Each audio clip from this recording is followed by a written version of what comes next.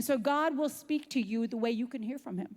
And he knew that if he said unique to me, that I would get off the bed, go into my Merriam-Webster app, and I would look up the meaning of unique.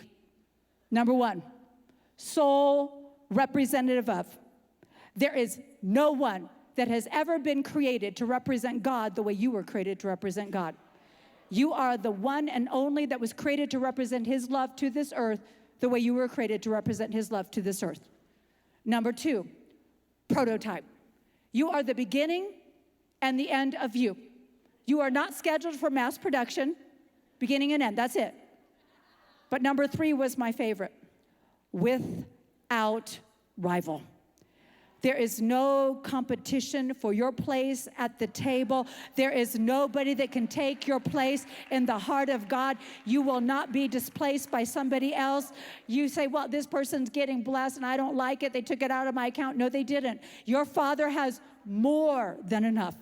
You are a daughter and a son without rival, which stands to reason because we have a God who is without rival. Our God has no rival. I believe you've been singing that song. He has no rival. He has no equal. And because he has no rival and he has no equal, you have no rival and you have no equal. You are uniquely crafted for this time, period, without rival. So what are you doing with that? Because see, when I am looking at what everybody else is doing, I miss out on what God has called me to do. I love that we sang that song about pioneering. I love that. It's very romantic when you sing the song.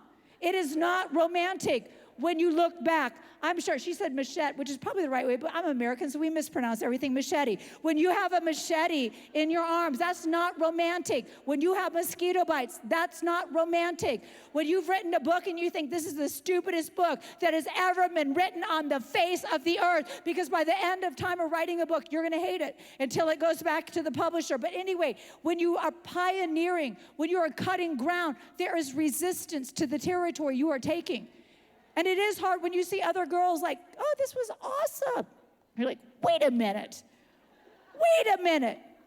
And then Jesus has to say, okay, do we need to go over the parable again about the people that worked all day and got one wage and the people who only showed up for the last hour and got the same wage? Are you going to be mad at me because I'm generous?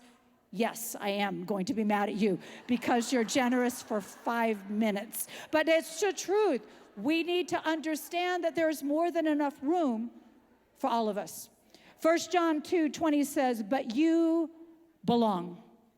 The Holy One anointed you, and you all know it.